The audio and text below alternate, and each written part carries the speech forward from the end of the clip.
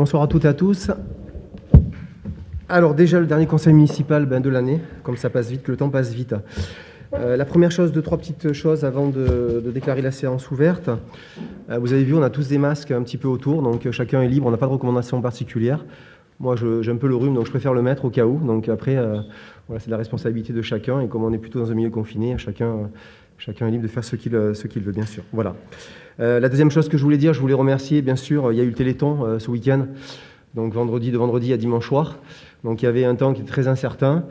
On avait plus d'une trentaine d'associations qui ont été mobilisées, qui ont su s'adapter, comme la tienne, André, qui ont su s'adapter par rapport à la météo. Donc on est ravis d'avoir maintenu bien sûr ce Téléthon, bien sûr pour plus que la quantité d'argent récupérée. Je pense qu'au niveau humain, c'est très très important pour tous ces enfants et ces familles de les accompagner dans leurs difficultés au quotidien. Donc merci à tous les participants pour ce Téléthon. Voilà, donc je vais procéder à l'appel nominatif avant de commencer le conseil municipal. Donc Madame Christine Girard. Présente. Alors Monsieur Pizzo-Antoni est absent, il a laissé de son pouvoir à Monsieur Pasquini. Madame Françoise Prignol.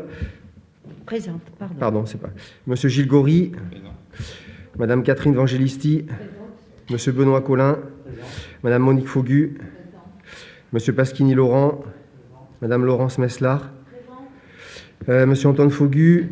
Madame Manon Fauconnier a donné pouvoir à Madame Girard. Monsieur Christian Scavo. Madame Sylvie Pourtier.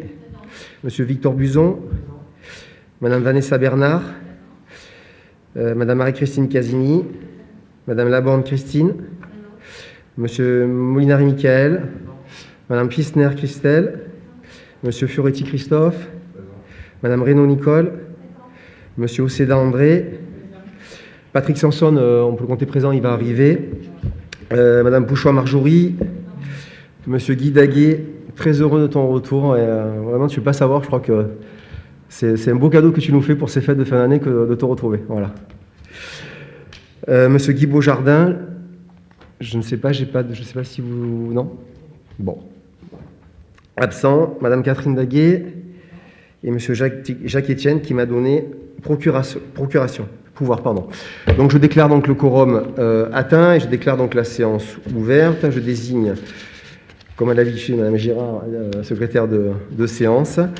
Et donc il faut passer l'adoption du procès-verbal du dernier conseil municipal de la séance précédente. Donc avez-vous des observations à faire sur ce procès-verbal? Donc qui est contre? Qui s'abstient? Je vous remercie. Donc le point numéro 1, donc c'est la communication du rapport d'activité de la métropole Toulon-Provence-Méditerranée sur l'exercice 2021. Donc c'est une communication, il n'y a pas de vote sur cette délibération-là. Donc la métropole, bien sûr, est omniprésente au quotidien pour notre collectivité, pour nos administrés. On s'en rend un peu compte, mais elle est très très présente. Elle travaille dans plein de domaines, l'aménagement de l'espace, l'économie, elle travaille dans les transports, elle travaille dans l'assainissement, dans l'eau, dans les ports, dans les plages, elle travaille aussi dans les tri sélectifs, l'enfouissement des réseaux, la voirie, l'habitat et solidarité des 17-25 ans, donc dans plein de domaines. Et elle nous accompagne énormément. On peut dire que c'est notre partenaire privilégié avec le département.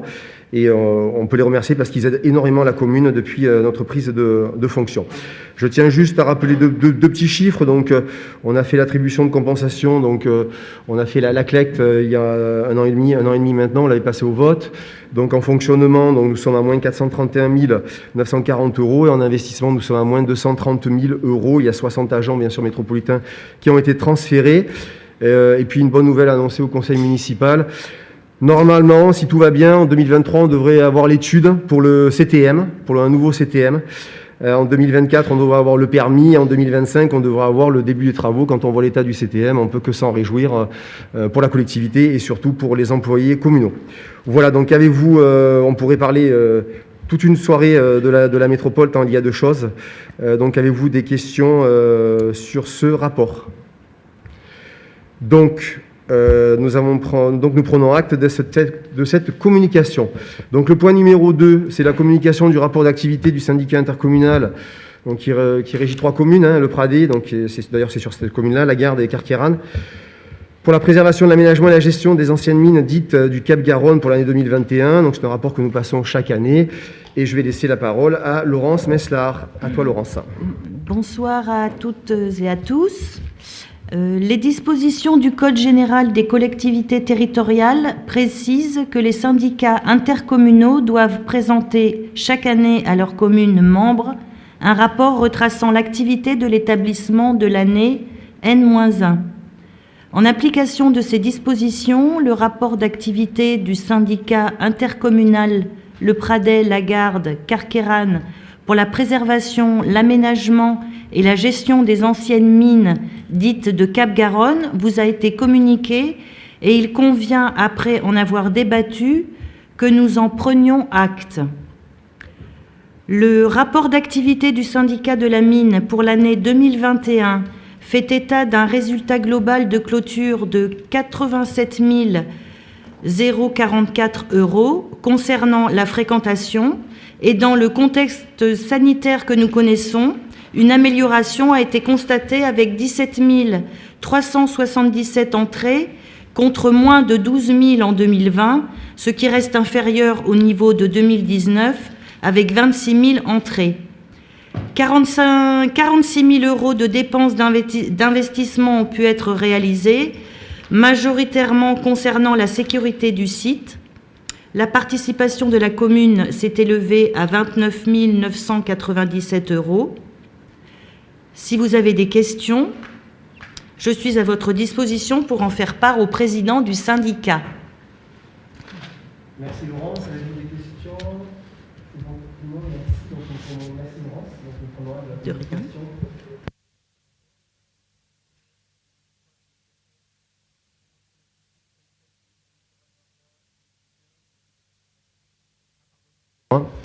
Pardon. Merci Christine. Donc ce syndicat qui, je vous le rappelle, comporte 28 communes qui s'est réuni 7 reprises en 2021, dont la commune de Carqueiranne bien sûr. Tous les sujets donc, sont liés à l'étude, la protection, la mise en valeur et la défense des intérêts du littoral donc, sont abordés. Donc à titre d'exemple, des présentations ou des débats ont été tenus sur la loi, on la connaît bien maintenant, la loi climat et résilience, et notamment le volet érosion côtière qui est une grosse problématique, ou la position des communes sur la gestion des plages dans le contexte du Covid. Ce syndicat donc, est bien sûr le relais de l'Agence nationale des élus du littoral, donc au niveau national, donc, qui œuvre notamment pour un soutien financier solidaire aux communes exposées à l'érosion côtière et aux impacts du changement climatique, pour le développement bien sûr de son économie aussi, il faut y penser, et une meilleure gestion des ressources en eau et une régularisation des usages assurant la préservation et la biodiversité littorale et marine. Donc, à titre d'information, donc, le budget du syndicat des communes littorales varois, je précise, en 2021, a été présenté, est en équilibre, à hauteur de 55 000 €. Donc, c'est Gilles Bernardi, le maire du Lavandou, donc, qui en est le président. Et la participation de la commune est mineure, puisqu'elle s'élève à 1 652 €. Voilà, donc, avez-vous des questions sur ce rapport d'activité qui vous a été communiqué? Donc, si vous n'avez pas de questions, donc nous prenons acte de la communication de ce rapport. Merci. Donc, le point numéro 4, donc, c'est la convention relative à la mise à disposition d'un logiciel, et on peut s'en réjouir, par rapport encore à la métropole, d'alerte à la population dans le cadre du plan intercommunal de sauvegarde. Et je cède la parole à Monsieur Pasquini. Bonsoir à tout le monde. Alors, depuis 2008, la métropole Toulon-Provence-Méditerranée s'est inscrite dans une démarche globale de mutualisation des moyens afin de mieux répondre aux exigences que suscitent de différentes faces d'une crise liée aux risques majeurs, présents en nombre sur le territoire de la métropole Toulon-Provence-Méditerranée. Pour ce faire, une convention instaurant le plan intercommunal de sauvegarde, le PIX, a été soumise au Conseil communautaire par délibération le 20 décembre 2018. Celle-ci a été votée à l'unanimité. C'est dans ce cadre conventionnel que la métropole Toulon-Provence-Méditerranée a acquis un système d'automates d'appel téléphonique destiné à informer et alerter dans les plus brefs délais la totalité ou une partie de la population des communes de la métropole Toulon-Provence-Méditerranée, qui regroupe 12 communes actuellement. En effet, cette solution permet la diffusion de messages vocaux sur les téléphones fixes et de messages écrits, SMS ou vocaux sur les téléphones mobiles par fax ou par courriel. Ce système d'alerte et d'information des populations est un outil indispensable pour assurer l'efficacité du plan communal de sauvegarde des communes de la métropole Toulon-Provence-Méditerranée. Cette convention est un renouvellement de la mise à disposition du logiciel dans le cadre de la relance d'un marché en exclusivité afin de poursuivre cette prestation. À vous, Monsieur le maire. Merci, Laurent. Excusez-moi, donc merci, Laurent. Donc, est-ce qu'il y a des questions? Donc, qui est contre? Qui s'abstient? Je vous remercie. Donc, le point numéro 5, donc l'avis sur la dérogation au repos dominical pour les commerces de détail alimentaire. Et je cède la parole à Madame Pourtier. Bonsoir. La loi numéro 2015-990 du 6 août 2015 pour la croissance, l'activité et l'égalité des chances économiques prévoit notamment que les commerces de détail pourront être autorisés à ouvrir le dimanche, dans la limite de 12 dimanches par an. La commune de Carqueiranne étant une zone touristique au sens du Code du travail, les commerces du détail mettant à disposition des biens et des services autres que les commerces de détail alimentaires peuvent bénéficier d'une dérogation au repos dominical sur décision du préfet. Ainsi, seuls les commerces de détail alimentaires devront obtenir une autorisation administrative du maire afin de pouvoir ouvrir les dimanches au-delà de 13 heures, dans la limite de 12 dimanches par an. Cette décision du maire doit intervenir après avoir recueilli l'avis conforme de l'organe délibérant de la métropole Toulon-Provence-Méditerranée ainsi que l'avis du conseil municipal. Je vous propose en conséquence de supprimer le repos dominical le dimanche au-delà de 13 heures des commerces de détail alimentaires qui le souhaiteront et de fixer ces autorisations au dimanche suivant. 9 avril 2023, 28 mai 2023, 2, 9, 16, 23 et 30 juillet 2023, 6, 13, 20, 27 août 2023 et le 16 décembre 2023. 17 décembre, chez nous. 17 C'est ça? Oui, 17. 17, donc ça soit pardon. bien pris dans la délibération, dans le procès verbal. Merci Sylvie. Donc, qui est contre? Qui s'abstient? Je vous remercie. Le point numéro 6, donc, c'est l'autorisation de signer l'avenant numéro 3 à la convention de télétransmission des actes d'urbanisme soumis au contrôle de légalité. Donc, c'est M. Pizot qui devait le présenter. Je vais donc m'y coller. Donc, la commune donc, a signé, c'est une évolution, en 2008, une convention avec la préfecture, c'est dans l'air du temps aussi, permettant la télétransmission des actes soumis au contrôle de légalité. L'avenant, il y a eu un avenant numéro 1 en avril 2015 qui a été étendu, donc cette convention donc, aux documents budgétaires, notamment le budget primitif, certaines décisions modificatives, le budget supplémentaire et les comptes administratifs et les marchés publics. Et puis là, il y a eu un avenant numéro 2 en date du 27 septembre 2017 qui prévoit là le changement d'opérateur de télétransmission qui devient le SICTIAM. Et puis l'avenant numéro 3 ensuite, présenté aujourd'hui, qui prévoit l'extension du périmètre de la télétransmission donc aux actes d'urbanisme. Donc ça concerne la transmission de l'ensemble des dossiers d'urbanisme au contrôle de la légalité par voie dématérialisée. Et je rappelle quand même, c'est une bonne chose, que l'affichage est assuré aujourd'hui par voie dématérialisée sur la plateforme publique via le site internet de la commune. Voilà pour ce point numéro 6. Donc qui est contre? Qui s'abstient? Je vous remercie. Le point numéro 7, donc, c'est l'aménagement du tableau des effectifs du personnel communal par la création d'emplois. Et donc, je passe la parole à Monsieur Collin. Merci, Monsieur le maire. Bonsoir à toutes et à tous. La commune porte une attention permanente à conforter et à améliorer la qualité des services rendus aux Carqueiranais. Cela se concrétise par l'accompagnement dans la professionnalisation des agents tout au long de leur carrière professionnelle, l'avancement au grade supérieur de ceux qui remplissent les conditions requises, la mobilité et le recrutement.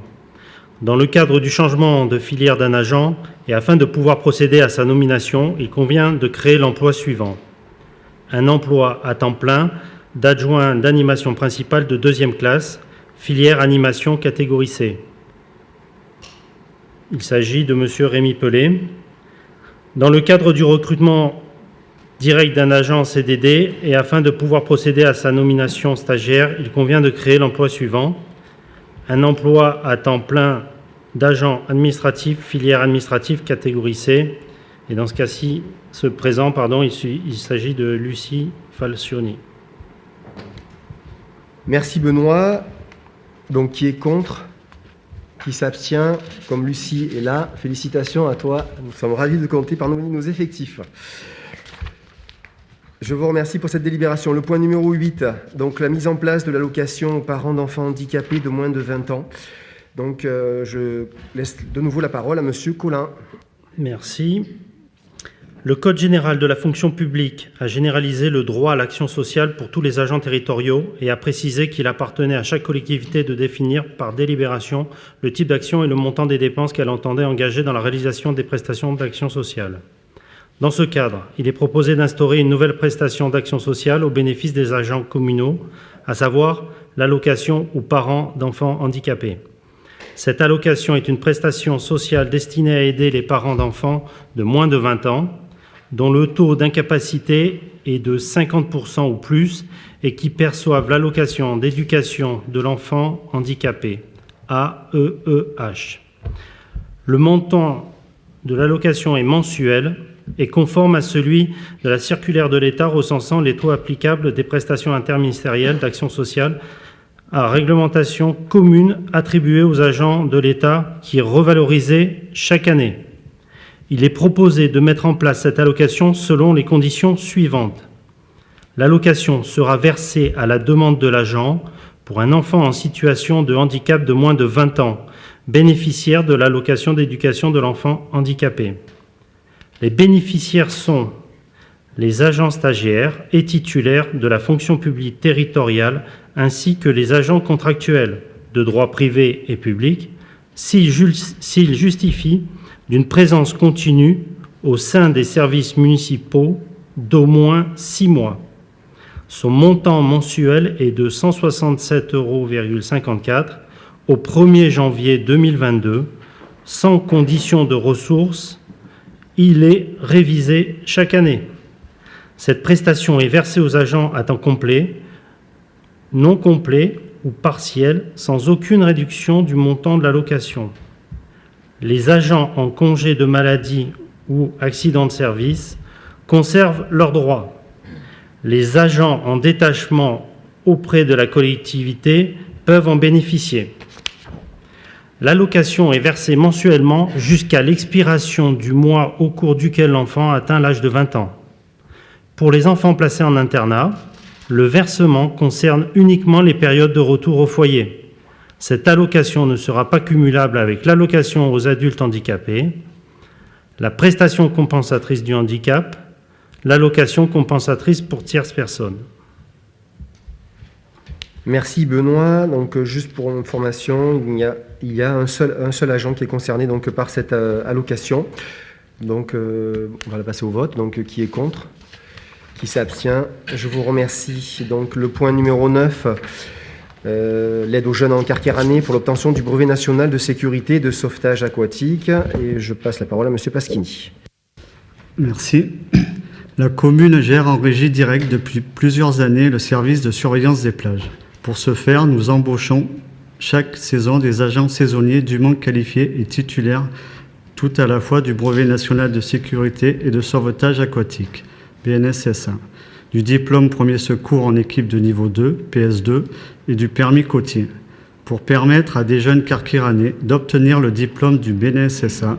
Nous envisageons d'organiser une session de formation et de préfinancer ce coût. En contrepartie, ils s'engageront à travailler au sein du service de surveillance des plages pour la saison estivale 2025 et seront prioritaires pour les années suivantes s'ils souhaitent postuler. La formation pourra être proposée à des jeunes des communes voisines si le nombre de candidats carqueiranais est insuffisant.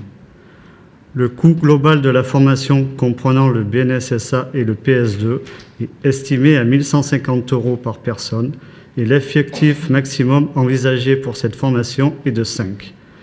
La commune supportera la prise en charge totale de cette formation, mais recrutera les néodiplômés sur un barème de rémunération inférieur de 200 € net mensuels par rapport aux équipiers attestant d'une expérience plus importante. Merci Laurent. Donc nous allons passer au vote. Donc qui est contre? Qui s'abstient? Je vous remercie. Alors le point numéro 10, donc c'est un avis sur le principe, je le dis bien, de réduction de l'éclairage public. Donc les impératifs écologiques sont bien là, elles sont posées par la loi en date du 3 août 2009 de programmation relative à la mise en œuvre du Grenelle de l'environnement, donc couplé bien sûr aux impératifs de réduction des consommations énergétiques liées au contexte géopolitique et déclinés par le gouvernement dans son plan de sobriété énergétique, ainsi que par la hausse importante des coûts liés à ce même contexte, nous impose une réflexion et une action dans le domaine de l'éclairage public. Donc je rappelle que l'éclairage public ne constitue pas une obligation, mais un moyen permettant aux maires de veiller à la comorbidité du passage dans les rues, places et voies publiques, mais aussi à la protection des biens et des personnes.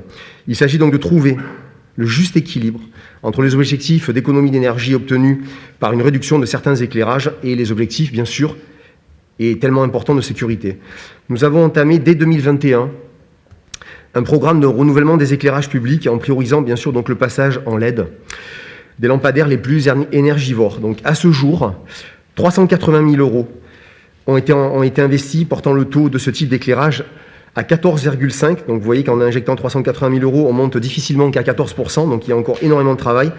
L'investissement total nécessaire de l'ordre de 3 millions d'euros sera mis en œuvre au cours des prochains exercices budgétaires. Pour poursuivre notre action et avant l'hiver 2022, nous avons réuni les représentants des quartiers, donc les CIL, les ASL, enfin il n'y en a qu'une d'ASL, et les ASA, non, il n'y a qu'une ASA et les ASL, afin d'entamer une réflexion sur l'extinction de certains candélabres. Cette proposition a obtenu l'assentiment général des représentants de quartiers conscients de l'enjeu environnemental et économique. Pour les raisons de sécurité déjà exposées, nous n'avons pas opté pour une extinction totale sur une plage horaire définie, mais sur la réduction de points lumineux de manière raisonnée. Une action expérimentale donc a été menée dans les quartiers de la Californie, du Paradis Nord et du Paradis Sud. Certains points lumineux ont été éteints suite à un travail de réflexion mené au cas par cas, en concertation donc avec les services techniques municipaux. Je remercie d'ailleurs M. Boetti qui est présent ce soir, donc avec le travail remarquable qu'il a accompli, les représentants des quartiers et des élus. Cette opération a conduit à une réduction sur ces quartiers-là de l'éclairage public d'environ 20%. Cette action sera poursuivie sur l'ensemble du territoire, avec discernement et pragmatisme, mais sans objectif chiffré prédéfini. L'aspect qualitatif sera toujours privilégié par rapport au quantitatif. De surcroît, tous les nouveaux points équipés de LED pourront être réglés avec une puissance inférieure de moitié entre 23h et 5h du matin. Je tiens à rajouter en plus, puisqu'on est sur les économies d'énergie, que l'ensemble des bâtiments communaux, bien sûr, sont presque totalement équipés de LED. Et sur les derniers points qui restent, on va s'y atteler, excepté donc les installations sportives pour l'instant, donc nos 2 stades notamment, qui seraient très très onéreuses. Donc pour l'instant, nous n'avons pas les moyens d'y aller. Et puis je pense que de toute façon, l'éclairage, de toute façon, à mon avis, serait insuffisant. Je tiens aussi à remercier les Carqueiranaises et les Carqueiranais, parce que suite au plan sécheresse déclenché par la préfecture en juillet, donc en juillet, août, septembre, octobre, et puis je rappelle, on est toujours en plan sécheresse, il y a eu une diminution de 10% de la consommation d'eau sur la commune, donc autant au domicile que dans la collectivité, donc c'est une très très bonne chose, donc il y a une réellement prise de conscience. Et puis les efforts payent aussi parce qu'au niveau de la consommation électrique de la commune, sur une moyenne, alors c'est sûr que des fois il y a un peu des hauts, et des fois il y a beaucoup de bas, etc. On est sur une diminution de la consommation électrique de 7%. Donc c'est très très bien. Rappelons-nous que sur le plan de sobriété énergétique, on était parti sur 10% en 2 ans, donc on est vraiment dans les clous. Voilà. Donc je vous propose en conséquence de vous prononcer sur le principe de réduction de l'éclairage public, de m'autoriser à poursuivre cette action en étendant donc le dispositif sur l'ensemble de la commune. Voilà, donc avez-vous des questions? Oui, Madame Daguet. Oui, Monsieur le maire, je vous remercie. Je voulais savoir, à l'article 1er, il est mentionné des relevés établis par les services techniques de la commune et de l'antenne métropolitaine. Pouvez-vous nous expliquer en quoi correspondent ces relevés, s'il vous plaît? Je ne comprends pas les relevés de... Je lis l'article 1. D'adopter le principe d'une réduction du nombre de points lumineux d'éclairage public sur l'ensemble de la commune, selon la configuration des voiries, en fonction des relevés établis par les services techniques de la commune et de l'antenne métropolitaine. C'est ce que je vous ai précisé dans la délibération. C'est-à-dire qu'on fait du cas par cas et on voit, c'est-à-dire que dès qu'il y a un passage piéton, on laisse l'éclairage public. Dès qu'il y a un croisement de carrefour, on laisse l'éclairage public. Et dès que, par exemple, il y a une traverse et qu'on peut aller sur du 1 sur 2, on y va sur du 1 sur 2. Et d'ailleurs, je peux vous dire que même, il y a eu des retours de certains administrés Donc il y a à peu près 400 habitants sur la Californie et sur le Paradis Nord et Sud. On a à peu près une quinzaine, vingtaine où on a rectifié nous-mêmes parce qu'il y avait un sentiment d'insécurité. Il était bien sûr hors de question de mettre en danger ce sentiment d'insécurité, de le procurer pour les personnes. Voilà, tout simplement.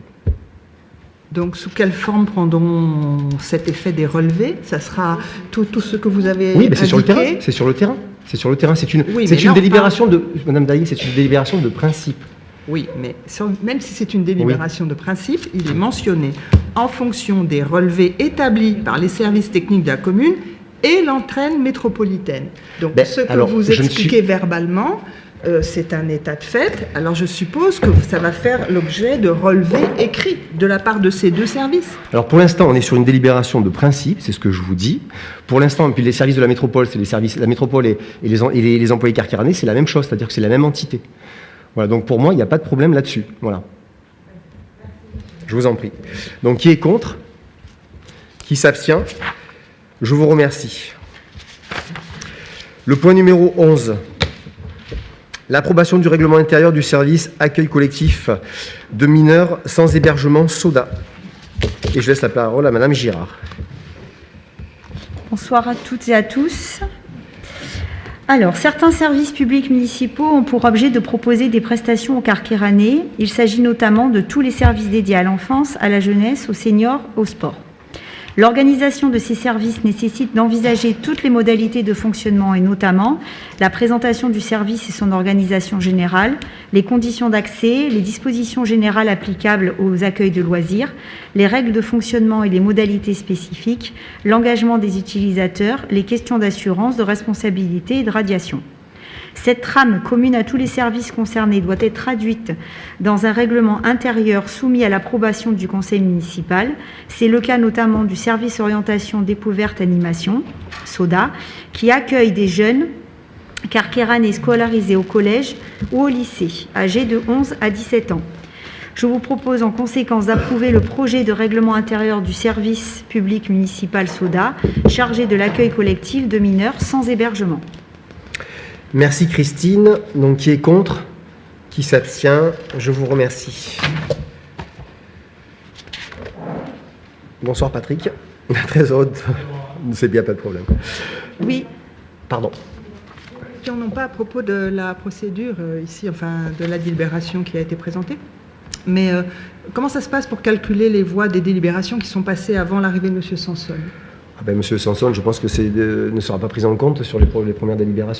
donc en fait, il n'est pas comptabilisé jusqu'à... Je pense. Hein, c'est ça. Voilà. Merci. Non. Bon, voilà, je suis désolé. Maintenant, tu peux sur le point numéro 12. Alors, l'approbation du règlement intérieur du service public municipal Simone Gratte. Donc là, c'est chargé de l'accueil collectif des mineurs sans hébergement. Je te replace la parole, Christine. Voilà, donc je ne vais pas vous répéter la même chose. C'est exactement la même délibération, mais pour le service GRAC qui concerne donc les enfants de 3 à 11 ans. Merci Christine. Donc, qui est contre? Qui s'abstient? Je vous remercie. Donc, on passe au point numéro 13 et l'adoption du projet éducatif global du 1er janvier 2023 au 31 décembre 2025. Et c'est encore à toi, Christine. Oui. Alors, l'éducation des enfants comme celle des adolescents est une priorité. Dans un monde en pleine mutation, notre responsabilité est forte vis-à-vis de ceux qui constituent les adultes de demain. Chaque individu est un être global et chacune des situations qu'il vit exerce une influence sur sa personnalité et sur son développement. L'éducation est de ce fait permanente et continue et s'exerce tout au long de la vie. De plus en plus, les enfants rencontrent de nombreux adultes qui, tour à tour, interviennent dans leur éducation. Leurs parents, bien sûr, mais aussi les professionnels de la petite enfance, l'école, les animateurs des temps péri extrascolaires, le monde associatif, culturel et sportif. Avec ces différents établissements municipaux, maisons municipales de la petite enfance, l'accueil collectif de mineurs sans hébergement GRAC, le SODA, la commune de Carqueiranne offre un accueil aux enfants et aux jeunes de ses administrés. Aujourd'hui, elle a élaboré un projet éducatif global qui a pour ambition d'expliciter ses valeurs éducatives et ce qui constitue pour elle la place de l'enfant et de sa famille sur le territoire. Ce projet permet une continuité et l'articulation des différents dispositifs mis en œuvre, multi-accueil, de 0 à 3 ans, le PEDT et le plan mercredi de 3 à 15 ans et le promeneur du net 13-17 ans.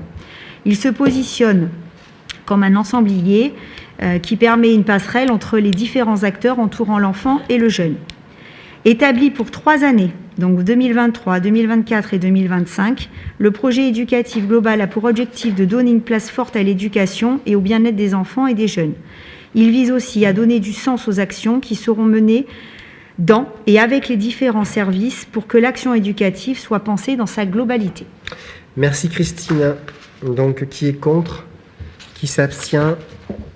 Je vous remercie. Le point numéro 14, la communication du rapport annuel du délégataire de la délégation de service public L'Aventure, donc pour l'année 2021. Et je cède la parole à Monsieur Collin. Merci, Monsieur le maire. Le restaurant et débit de boissons L'Aventure, situé promenade Marius Coulon, plage Penaud, est géré par une convention d'exploitation consentie par la ville à la SAS L'Aventure depuis le 25 mars 2019. Dans le cadre des dispositions réglementaires applicables aux délégations de services publics, le délégataire est tenu de produire chaque année un rapport permettant à l'autorité délégante d'apprécier les conditions d'exécution du service public délégué et notamment la qualité du service rendu. Merci Benoît. Donc avez-vous des questions sur ce rapport, cette communication? Alors s'il n'y a pas de questions, on va passer... donc c'est juste nous prenons acte de la communication, pardon, comme les points 1, 2 et 3. Donc nous avons pris connaissance. Le point numéro 15, donc l'autorisation d'engager des dépenses d'investissement pour la période allant du 1er janvier 2023 jusqu'au vote du budget primitif de la commune pour l'année 2023. Et je passe la parole à Monsieur Goury. Bonsoir à toutes et à tous.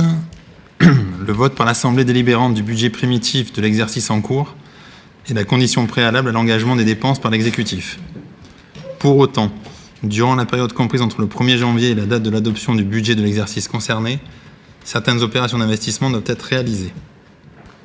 Le Code général des collectivités territoriales prévoit que ces dépenses d'investissement peuvent être engagées sur cette même période dans la limite de 25% des montants votés l'année précédente. Je vous rappelle que seules les dépenses de la section d'investissement sont soumises à une autorisation préalable du conseil municipal, la limite des dépenses de la section de fonctionnement étant posée au montant voté pour l'exercice précédent.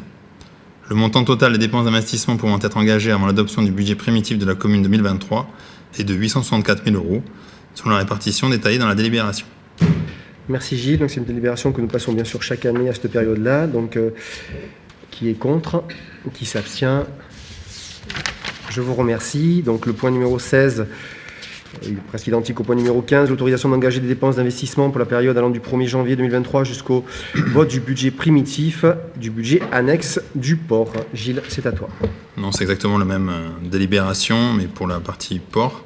Et donc là, le montant total d'investissement est de 48 000 €. Merci Gilles.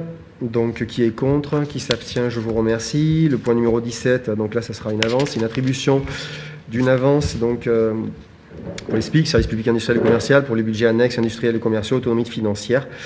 Et donc, je te laisse la parole de nouveau, Gilles.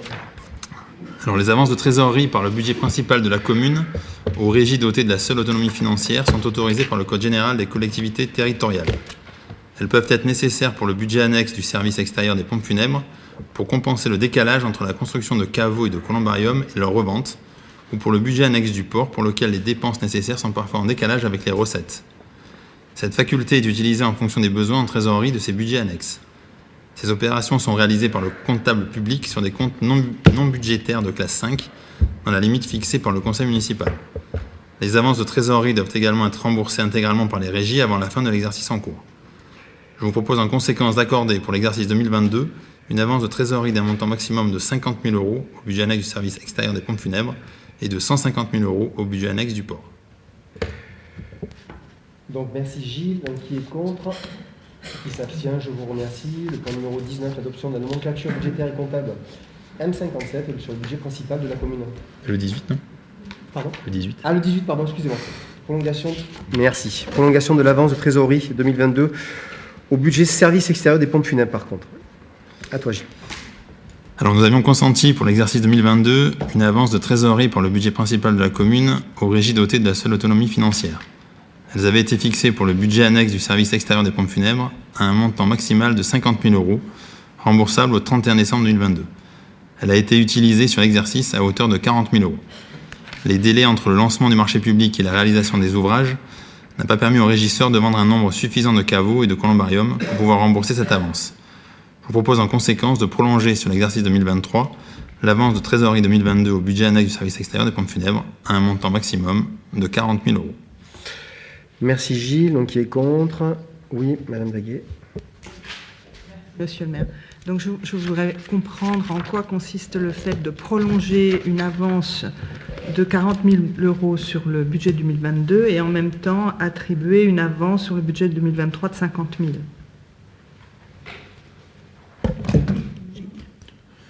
Le principe, effectivement, c'est qu'on puisse rembourser. Là, on n'a pas eu assez de rentrée d'argent au côté service pompes funèbres. Donc l'idée, c'est de pouvoir le rembourser dès que possible en 2023. Voilà. Donc là, il n'y a pas de date limite alors. C'est sur 2023, avant le 31 décembre. 31 décembre. Voilà. Tout à fait. Tout à fait.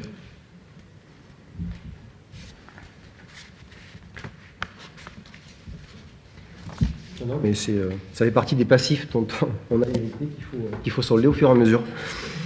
Tout simplement. Le point numéro 19, donc l'adoption de la nomenclature budgétaire et comptable M57, budget principal de la commune.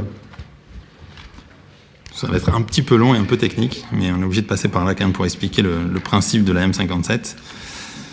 Donc en application de la loi du 7 août 2015 portant nouvelle organisation territoriale de la République, toutes les collectivités territoriales et les établissements publics peuvent adopter par délibération de l'Assemblée délibérante l'instruction budgétaire et comptable M57 jusqu'alors applicable aux métropoles. Toutes les collectivités et les établissements publics devront avoir adopté cette instruction au plus tard le 1er janvier 2024. Elle est plus récente, complète et avancée en termes d'exigences comptables que les autres nomenclatures en vigueur, dont elle reprend les principes communs. Le budget M57 est ainsi voté soit par nature, soit par fonction, avec une présentation croisée selon le mode de vote qui n'a pas été retenu.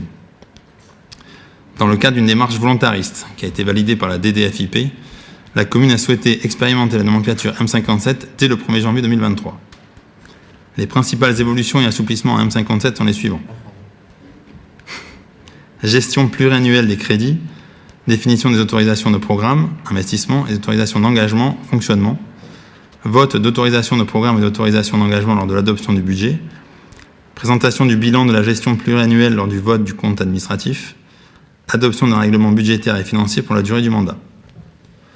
Fongibilité des crédits, faculté de l'organe délibérant de déléguer à l'exécutif la possibilité de procéder, dans la limite de 7,5% des dépenses réelles de chacune des sections, à des mouvements de crédits de chapitre à chapitre, à l'exclusion des crédits relatifs aux dépenses de personnel.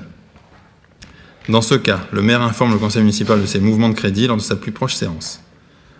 Gestion des crédits pour dépenses imprévues. Vote par l'organe délibérant d'autorisation de programme et d'autorisation d'engagement de dépenses imprévues dans la limite de 2% des dépenses réelles de chacune des sections. Le passage en M57 nécessite également de fixer le mode de gestion des amortissements des immobilisations. En effet, l'amortissement, c'est-à-dire le constat annuel de la dépréciation de la valeur d'un bien et la mise en réserve de la ressource nécessaire à son renouvellement, des immobilisations corporelles et incorporelles est considéré comme une dépense obligatoire des communes de plus de 3 500 habitants. Or, les durées d'amortissement sont fixées par l'Assemblée délibérante pour chaque catégorie de biens, en respectant les règles définies dans le Code général des collectivités territoriales. Dans le cadre de la mise en place de la M57, il est nécessaire d'abroger la délibération du 27 juin 2019 pour définir les durées applicables aux nouveaux articles issus de cette nomenclature. En outre, il est proposé de conserver les autres durées d'amortissement. De plus, le principe en M57 est celui de l'amortissement au prorata temporis, ce qui signifie qu'un bien n'est plus amorti à compter du 1er janvier de l'année suivant son acquisition, mais à compter de la date effective d'acquisition. Seuls certains biens, par exemple ceux acquis par lot ou de faible valeur, conformément au principe de l'approche par enjeu, peuvent continuer à être amortis sans cette méthode qui s'appliquera progressivement uniquement aux nouvelles acquisitions. Les plans d'amortissement qui ont été commencés suivant la nomenclature M14 se poursuivront jusqu'à leur amortissement complet, selon les modalités définies à l'origine. Dès lors, il est proposé de ne pas appliquer l'amortissement pro rata temporis pour tous les biens de faible valeur, inférieurs à 500 € et de les amortir en totalité au 31 décembre de l'année N+1. Pour information, cette modification de nomenclature comptable entraînant un changement de maquette budgétaire, la colonne BPN-1 ne sera pas renseigné la première année. Je vous propose en conséquence d'adopter la mise en place de la nomenclature budgétaire et comptable et l'application de la M57 pour le budget principal à compter du 1er janvier 2023. Tu peux y aller. Merci Gilles. Donc, qui est contre? Qui s'abstient? Je vous remercie. Ah pardon, il faut qu'on fasse... Alors on m'a dit que je n'ai pas fait passer au vote... Laquelle? La 18. La 18. Alors déjà que Patrick, tu es déjà un peu en retard sur certaines des livres. Si en plus j'oublie certaines à maintenant que tu es là.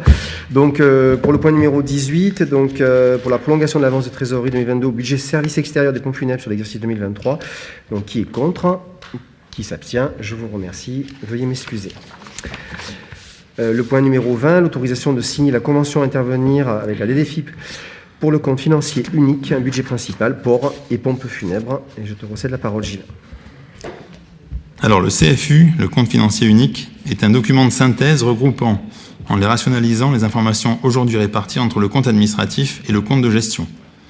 En effet, tel qu'il existe actuellement, le compte administratif établi par l'ordonnateur retrace l'exécution budgétaire de la collectivité et comprend de nombreuses annexes fournissant des informations financières et de gestion.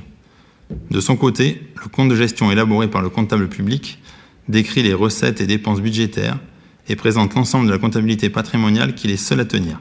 Bilan, compte de résultat, balance comptable. En fin d'exercice, chacune des deux entités arrête ses comptes qui sont ensuite présentés pour approbation à l'Assemblée délibérante.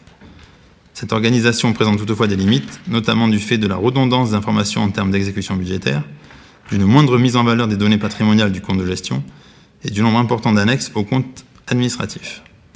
En outre, aucun de ces documents n'apporte d'informations complètes permettant d'apprécier globalement la sincérité des comptes d'une collectivité. C'est pourquoi, dans un but de simplification des processus administratifs et d'amélioration de la présentation des comptes locaux, l'article 242 de la loi de finances pour 2019, modifié par l'article 137 de la loi de finances pour 2021, a prévu la possibilité pour les collectivités locales et leurs groupements d'expérimenter le CFU sur la base du volontariat pour une durée maximale de 3 exercices budgétaires. Compte tenu des avantages escomptés, à savoir transparence, lisibilité de l'information financière et simplification des procédures administratives, la commune s'est portée candidate pour l'exercice 2023.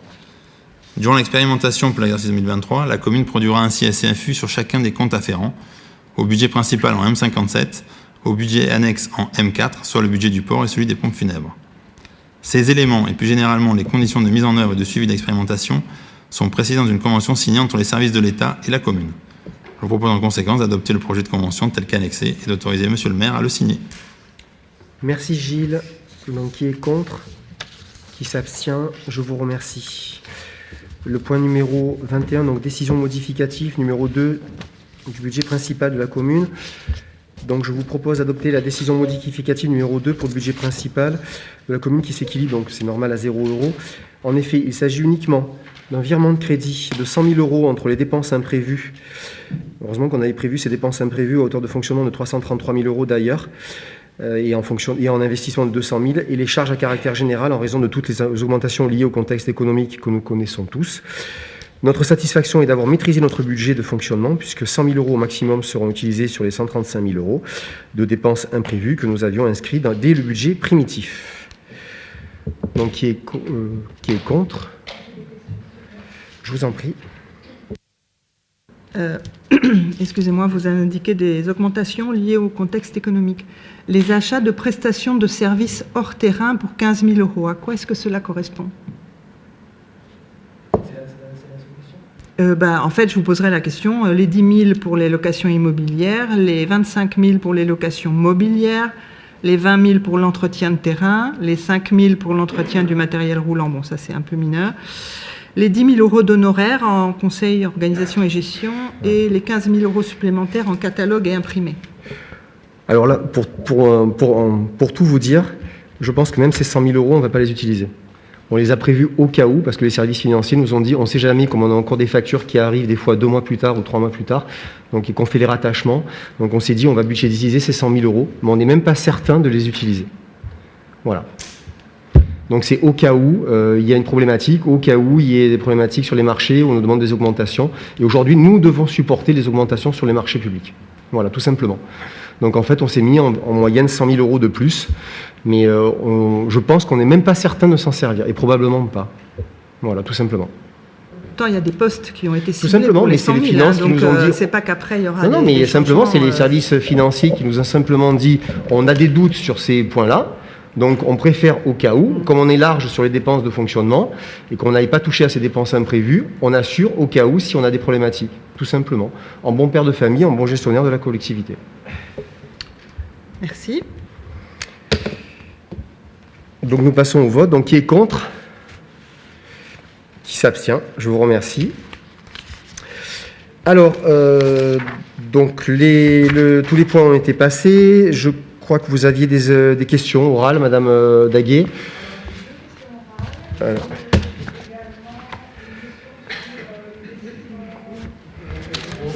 Pardon, le micro, Madame Daguet. Oui, merci. Donc j'ai 2 questions orales et j'aurais une question sur la décision du maire que vous nous avez communiquée sur la fixation des tarifs applicables sur l'occupation du domaine public.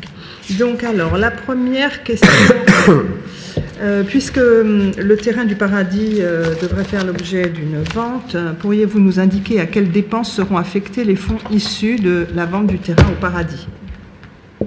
Alors, déjà, la première chose, de quel terrain parlez-vous? Le terrain du Paradis. Oui, il faut quand même préciser. Non, mais il y a celui dont vous avez fait un appel à projet qui n'a pas été fructueux et dont on a déjà parlé. Je vous dis simplement pas pour quelconque... Parce qu'il y a peut-être plusieurs terrains d'ailleurs. Quelconque polémique. Ah, je vous retrouve, Madame Daguet. Je me disais, mais où est-elle? On l'a perdue. Donc ça y est, je l'ai retrouvée, je suis content. Donc tout simplement, donc déjà, le terrain, donc il y a une désaffectation. Donc on attend le retour du contrôle de la légalité de la préfecture. Donc je crois qu'il reste encore une semaine. Donc après, à ce moment-là, on lancera un projet d'aménagement. Donc en respectant bien sûr le code de l'urbanisme, et donc c'est le RNU, le Règlement national de l'urbanisme. Aujourd'hui, à quoi sera affecté, je ne sais pas, parce que je ne sais même pas combien on pourra le vendre, s'il se vendra, s'il y aura des recours ou pas des recours. Donc en fait, on va dire que ça sera du plus s'il est pour l'année prochaine, ou l'année d'après, ou peut-être l'année d'après. Pour l'instant, il ne rentrera pas dans le prochain budget 2023. Voilà, il ne sera pas comptabilisé en recettes, tout simplement. On est aux prémices de tout ça.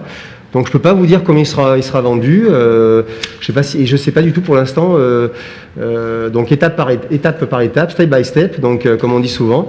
Donc et puis on verra bien. Donc en tout cas, je peux vous dire que l'année prochaine, on partira comme cette année sur un budget où il y aura 0 emprunt parce qu'on a tenu le cap. C'était compliqué, on a tenu le cap. L'année prochaine, il y aura 0 emprunt. Il y aura 0 augmentation d'impôts, comme ça vous êtes informés. Et puis voilà. Donc pour l'instant, honnêtement, on n'y compte pas dessus.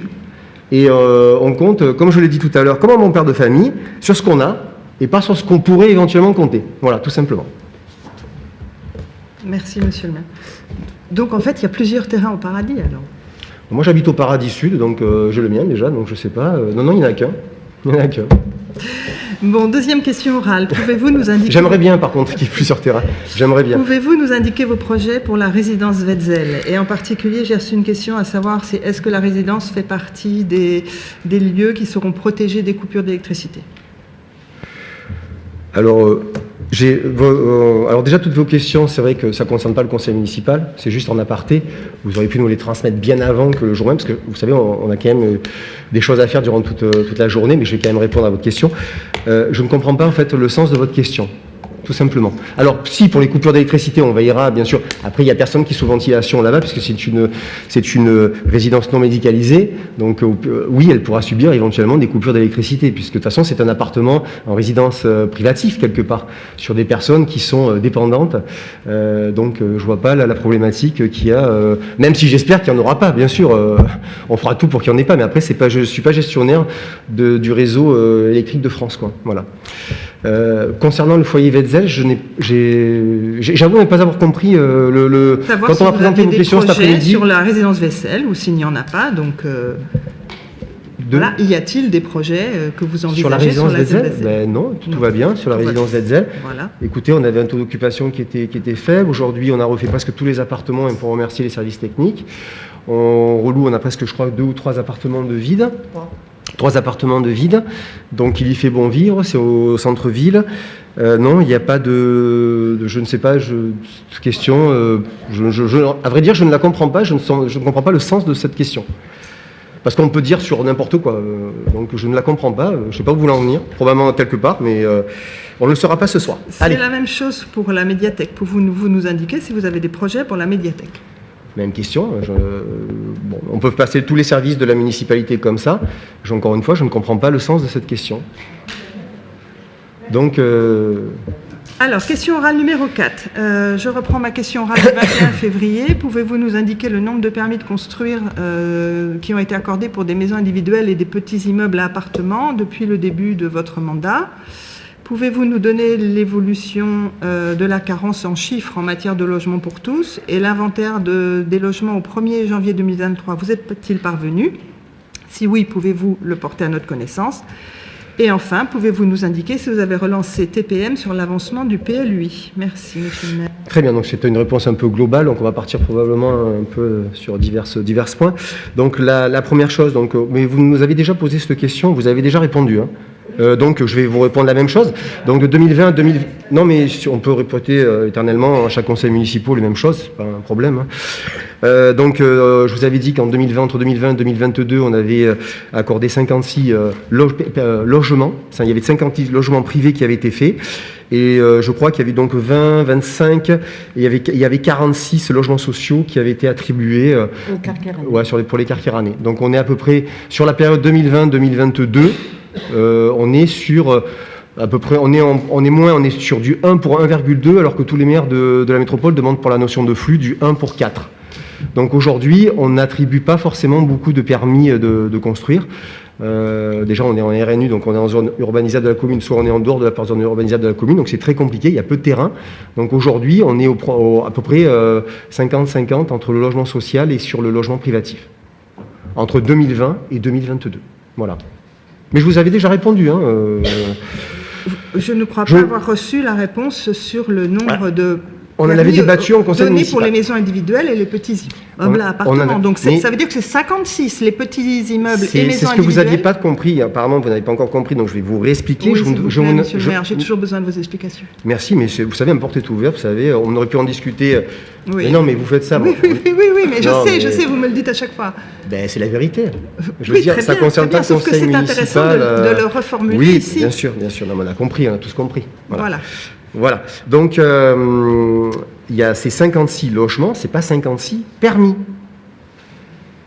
Bon, je pense qu'il va falloir que je vous reçoive pour vous expliquer, pour vous faire comprendre la chose. On voudrait savoir combien de maisons sont sorties de sol. Je vous ai répondu. Je peux vous répondre qu'en 56. Je pourrais vous répondre qu'en logement. Je vous réponds qu'en logement. Il peut y avoir un permis avec 10 logements. Oui, mais c'est justement. Donc je vous réponds. Mais c'est pas le nombre de permis que vous me demandez, c'est le nombre de logements. Ça n'a aucun sens sinon. Alors puisqu'on fait des logements, plus clair quand vous donnez des chiffres sur l'évolution de la carence, alors. Parce que regardez, quand il y a le bâtiment L'Amiral ou l'Odomer, c'est un permis. Pourtant, il y a 25 logements ou 40 logements. On peut pas parler. C'est pour ça que je vous parle en logement, c'est plus compréhensible. Voilà. Enfin, je pense que pour l'ensemble du conseil, c'est très clair. Après, je voudrais bien vous expliquer si vous le voulez. Bon, alors est-ce que vous avez reçu sur la carence, des logements sociaux au 1er janvier 2023 je vous réponds parce que là, c'est tellement vaste que si vous me laissez un petit peu la parole, c'est gentil. Donc, quand nous sommes arrivés en 2020, j'ai été reçu par la préfecture, effectivement, avec Madame Prignon, nous sommes allés pour deux choses. Un, pour les réseaux d'alerte, pas y reparler, et deux, oui, on y reparlera parce que ça va de pair, comme quoi tout est lié. Et la deuxième chose, sur les logements sociaux. On nous demandait, donc déjà, on nous a dit qu'on était en carence de logements sociaux, qu'on était qu'à 5 ou 6% de logements sociaux sur la collectivité, alors que vous connaissez la loi autant que moi, il en faudrait 25%. D'accord, sur la totalité des logements. Ce qui voudrait dire que sur Carqueiranne, il faudrait aujourd'hui... Mais non, mais... Ah pardon, alors si vous savez, ne me posez pas la question alors. Entre 2020, mais non, mais si je vous explique... Attendez, je suis quand même j'ai quand même le droit de vous expliquer mon raisonnement. Merci. Donc, en 2020, donc on est à 5-6%, il faudra en faire 1000. D'ailleurs, je me rappelle, en conseil municipal, je tiens à rappeler devant le conseil, que vous étiez favorable au contrat de mixité sociale, qui aurait dénaturé à vie Carqueiranne, quand on défend ardemment, comme vous, le développement durable. Donc, Donc, on était sur 5%. On nous demande d'en faire 1000. Il y a 240 demandes de logements sociaux sur la collectivité. Je crois que ça intéresse beaucoup de monde, les gens qui nous regardent, et donc dont 180 Carqueiranais. Donc, vous comprenez bien que pour 240 demandes de logements sociaux sur Carqueiranne, on ne va pas en faire 1000. Ensuite, vous comprendrez bien qu'en récupérant la situation que nous avons récupérée, et je le rappelle, on était à moins de 10 jours de fonds de roulement, on avait 17 années d'endettement, on empruntait 1,5 million, on avait une trésorerie de 1,5 million, on a 24 millions d'euros de dette, on paye 2,4 millions d'intérêts de capital aux banques, on a les charges générales qui augmentent, l'énergie qui augmente, on a encore plein de choses, enfin, je pourrais les citer, l'indice des fonctionnaires, etc. Si on commence à faire pousser des terrains de partout, c'est simple, on va faire exploser tous les Carqueiranais par le foncier. Voilà, tout simplement. Donc, moi j'en viens du logement social, on en fait au fur et à mesure de l'évolution de notre budget de fonctionnement, on y va étape par étape, et on ne peut pas brûler les étapes. Parce qu'aujourd'hui, avec la suppression de la taxe d'habitation, 35% des locataires ne payent plus de service public. Donc il n'y a que les propriétaires qui payent le service public. Donc si on commence à faire 1000 logements sociaux, 300, 400 ou 500, on sera en incapacité de les accueillir, parce qu'il faut des places en crèche, il faut des places dans les écoles, il faut de l'assainissement, il faut des routes, il faut des trottoirs, etc. Mais c'est impossible. Donc aujourd'hui, effectivement, quand on a été reçu, on payait 315 000 euros, avant notre arrivée de pénalité SRU. On nous a félicité d'avoir pris toutes les mesures nécessaires pour éviter la mise sous tutelle et pour nous remercier, les services de l'État nous ont doublé la pénalité. Magnifique, merci. On sortait à peine la tête de l'eau, qui nous l'ont renfoncé. Mais que voulez faire, c'est ainsi. Les règles sont ainsi faites. Donc il a fallu supporter. En plus, cette année, nous avons payé 800 000 euros de pénalité SRU en plus, qui se monte à 1,4 million, parce que sur les projets qui avaient été engagés par l'ancienne municipalité, dont on a déjà évoqué, avec des logements sociaux notamment au-dessus de l'école Marcel Pagnol, en plan Vigipirate renforcé. Magnifique. Donc aujourd'hui, on épure tout le passif. Et donc, on y arrive aujourd'hui qu'on va étape par étape. On ne peut pas accueillir 200, 300, 400, 500, 600, 700 personnes aujourd'hui. C'est impossible. Impossible, je ne dis pas que dans un avenir, peut-être à moyen terme, on ne pourra pas y arriver, mais aujourd'hui, c'est quasi impossible. Voilà. En termes de budget, c'est impossible. Voilà. Sans compter qu'on dénaturerait en partie Carqueiranne. Oui, il en faut des logements sociaux. Oui, il en faut. Mais aujourd'hui, ne mettez pas la responsabilité du fait qu'on va payer une pénalité SRU parce que mes prédécesseurs n'ont rien fait et nous ont laissé une situation telle qu'on l'a trouvée. Je ne suis pas garant de tout, moi je suis garant de ce que j'ai fait depuis 2020. Nous sommes garants, mes chers collègues. Après, voilà. Donc aujourd'hui, effectivement, on pourra peut-être, en juillet, on sera de nouveau reçu à la préfecture à ce sujet-là. On n'aura pas atteint les objectifs parce que 2020-2023, il aurait fallu en faire, et je réponds à votre question, plus de 350, ce que je me suis refusé totalement à faire, parce que de toute façon, on mettait à genoux la commune, donc il en était hors de question. Donc, et puis on verra, s'ils nous mettent 200%, 300%, 400%, comme certaines communes, ils nous le mettront, c'est pas grave, on fera face, et les Carqueiranais nous suivront. Et ensuite, de toute façon, on ne peut pas aller au-delà de 5% du budget de fonctionnement. Donc aujourd'hui, on paye 630. On a réussi à absorber 1 450 000 euros du haut passif. Donc si on paye que 750 000 euros, vous inquiétez pas, on tient les règles, on tient le budget, on tient l'équilibre, on gère tout ça bien, comme il faut. Donc vous ne faites pas de soucis sur ça. Donc effectivement, on fait ce qu'on peut dans une situation qui est très compliquée. Donc je vous ai répondu en même temps à votre question sur la carence. Donc il aurait fallu en faire entre 2020 et 2023, je crois environ 340 ou 350, ce qui était inatteignable. Voilà, inatteignable. Voilà. Je vous remercie, monsieur le maire, y compris de dire des choses que je ne dis pas, mais je voudrais aussi savoir si vous avez reçu l'inventaire des logements sociaux au 1er janvier 2023. Comme vous devez le recevoir tous les ans, donc comme nous sommes le 5 décembre... Oui, c'est ce que je viens de vous répondre, on n'en a fait aucun, on a absorbé les... Non, normalement, ce document vous vient oui, je sais, on est à moins 1,% quelque chose. D'accord, donc vous pourrez communiquer ce document. Oui, bien sûr. Mais par contre, Madame Daguet, je tenais à vous dire, c'est pas vous qui gérez le débat, j'ai quand même le droit de m'exprimer. Je ne dois pas répondre systématiquement. Si ça ne vous convient pas parce que vous êtes en difficulté, c'est pas notre problème. C'est pas très grave. Donc simplement, ne me faites pas dire des choses que je n'ai pas dites, parlez pour vous, mais pas pour moi.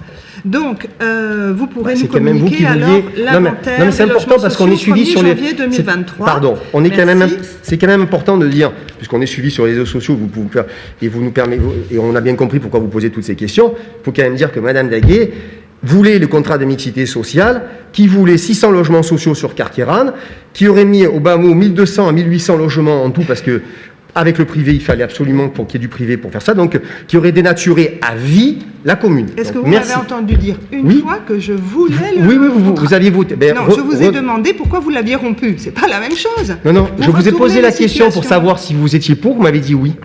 Allez, c'est pas grave. La question, en tout cas, c'est que ce contrat existait. Allez, et après, on ne peut pas dire que, du coup, vous êtes pénalisé. C'est normal. Vous rompez un contrat, vous avez une pénalité. Je veux dire, c'est juste une question de logique. D'accord. Enfin, voilà. Donc, mais je ne regrette pas d'avoir fait ce choix-là. Vous auriez peut-être fait un autre choix. La métropole sur l'avancement du PLUI, puisque nous sommes la seule commune qui n'avons pas de PLUI, raison pour laquelle nous sommes en RNU. Donc, avez-vous demandé à M. Falco alors, encore une fois, de bien vouloir avancer sur la question du PLUI? Alors, nous travaillons sur la métropole, sur le PLH aujourd'hui, et nous allons travailler. Mais je vous ai déjà répondu à cette question-là, encore une fois. Et la situation peut changer. Très bien, mais vous auriez pu me demander en dehors que du conseil municipal. Je vous dis exactement la même chose. On travaille sur le PLH. Le PLH a été présenté en bureau métropolitain. Il va être présenté à mon adjoint et à nos services dans, je crois, une semaine ou 15 jours. Et ensuite, c'est le prémisse au PLUI. Peut-être dans 2, 3, 4 ans, donc on verra par rapport au temps et en heure, quoi, tout simplement. Mais effectivement, on ira probablement sur un PLUI, oui, effectivement. Alors, ma question orale numéro 5, je l'avais déjà également formulée au dernier conseil. Donc, l'avis de la commission d'accès aux documents a confirmé que vous pouvez recevoir les documents des associations pour les années 2021 et 2022. Donc cet avis est daté du 5 septembre, c'est-à-dire il y a plus de 2 mois. Donc j'aimerais savoir quand je pourrais disposer de ces documents comme le prévoit la loi. Bon, écoutez, je vais laisser répondre à mes services administratifs en qui j'ai toute confiance. Je vous l'ai déjà répondu. Nullement question de ma part de bloquer quoi que ce soit. Je vois d'ailleurs aucun intérêt. J'ai reçu partiellement pour des documents, mais je n'ai pas reçu la totalité. Je vous demande de prendre rendez-vous avec mon DGS ou avec les services administratifs. J'ai pas bloqué. Bon, on ne voit pas en quoi je bloquerai quoi que ce soit. D'accord. Donc vous pouvez confirmer que vous donnez instruction que je puisse avoir accès à ces documents. Systématiquement, il n'y a pas de problématique là-dessus. Merci. Et alors la dernière, c'est sur la délibération sur les changements de tarifs. La décision du maire numéro. C'est quoi celle-là? L'ADM 2022-060 sur le changement des tarifs. Donc je vois qu'il y a eu sur cette délibération-là un changement par rapport aux tarifs des locaux communaux climatisés. C'est-à-dire qu'il y a une différence de 2 € entre un local communal non climatisé et un local communal climatisé. Donc quels sont les locaux et quelles sont les recettes attendues pour avoir changé le montant des locations de 2 €? Alors, je n'ai pas la réponse, je pense que je vais me retourner dans mon DGS s'il a la réponse, parce que là, je n'ai pas la réponse sur cette somme-là. Oui, on a bonsoir. On a des locaux parfois qui peuvent être équipés de climatisation, qui consomment un peu plus d'électricité pour équilibrer le budget et pas. On n'a pas le droit de louer nos locaux à perte. Donc il y a 2 tarifs qui existent en fonction de la consommation qui peut exister dans ces locaux. Mais quels sont ces locaux, puisque sont listés la salle des fêtes, la salle des expositions Clerval, la salle de réunion, la salle Fouché, la galerie. Alors quels sont ces autres locaux communaux? On a aussi des locaux qui sont à disposition de professionnels sur le port, par exemple.